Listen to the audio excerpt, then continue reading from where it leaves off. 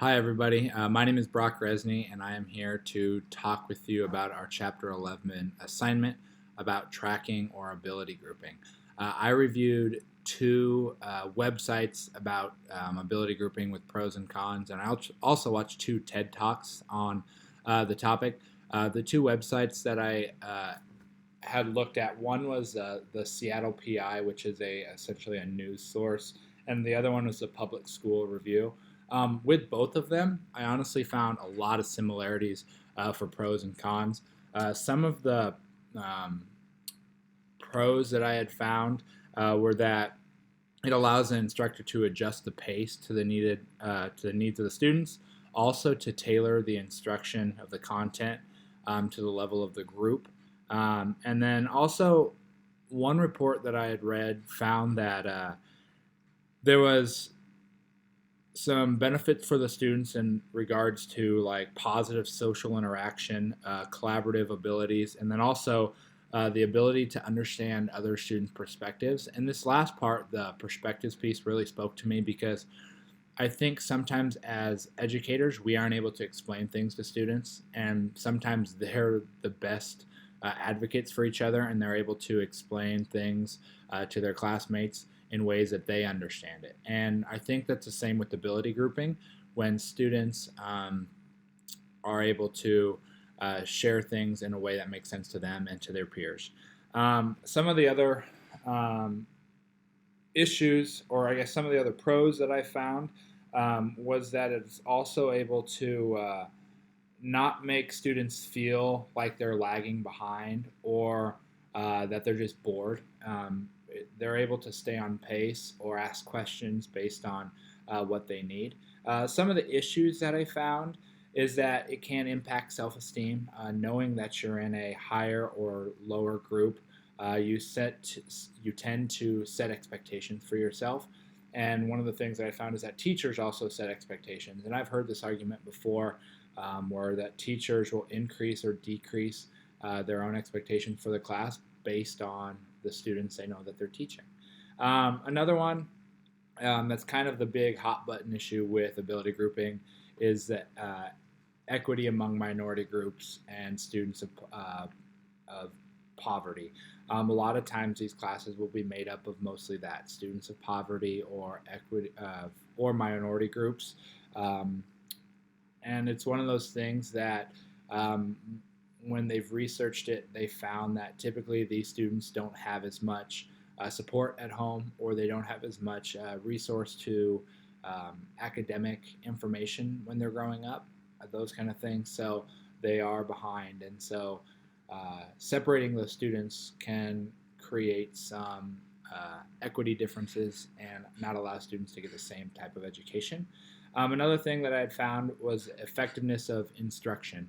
Kind of talked about this with a little bit, but the lower quality, almost like the idea that it's dumbed down when you have your lower groups, because of teachers think, oh, well, I just need to get them the basic information. I don't want to challenge them and help them think outside the box. I'm just going to give them what they need to know.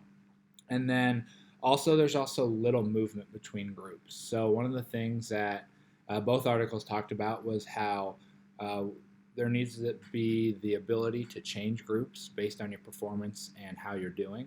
And if you can't do that, and I think oftentimes as educators we get so overwhelmed that we probably don't think about it. We just think, okay, this is working for me. Let's not switch it up. These groups are working. They are in their groups. They know their routine. Let's just keep going with it. When in fact we need to think the opposite of when these students achieve, we need to allow them to change. So the article by the Seattle news source, they had 4 elements to make ability grouping successful.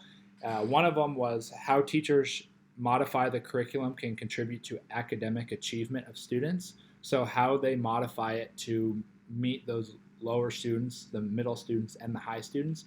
But the thing that you have to take into consideration there is you still have to challenge them.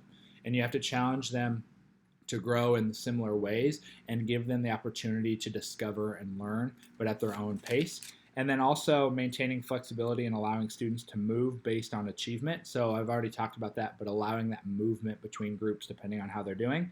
And then using multiple means of assessment before placing. I think this is one of those things that, we have these things like MAPS testing and other tests that we take, the NSCAS test that we're like, all right, let's use that as our way to put them into different ability groupings. But if those students aren't good at testing and they're not great test takers, that might hurt their chances of getting into that higher level class.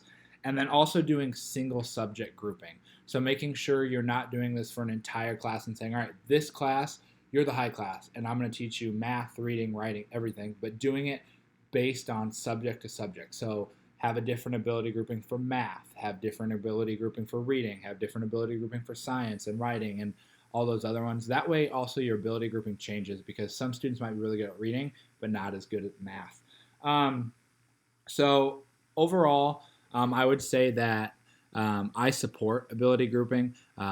I'm actually going to be making a transition to a school that does ability grouping, and I will see this firsthand because I'll be teaching math, and I will get different levels of math students. Now, the thing that I need to take from this assignment is to consider how to challenge each of those groups at different levels. I'll have a low 8th grade math class and a high 7th grade math class, and then the in the middle 6th grade class, and how do I make sure all of those students are being challenged and we're not just giving them, giving that low group the information just to get the information.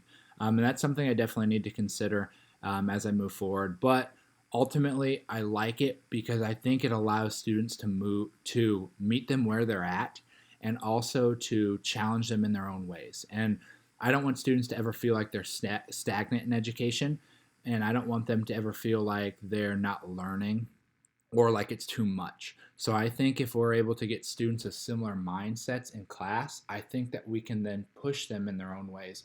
But the problem is my perceptions, and that is the hard part to get over. And that's, as I read and I listened to the TED Talks, it's a lot about the perceptions of what you think of those students and how do we get this by them. So one of the last quotes I wanted to end with was that some students learn more quickly and some need more individualized attention. And I think that's so true. We talk about how each student is different and each student learns in different ways and each student has their own needs and come from a different background. And I think it's so true, and we need to cater our learning and our teaching to those students. And ultimately, I think if tracking and ability grouping can be done in the right way, I think it can be really good for education. But we have to find the right way to do that, and we have to find the right people as teachers to lead those classes and to challenge them in those ways. So thank you. I look forward to your comments, and I look forward to your opinions as well. Thank you.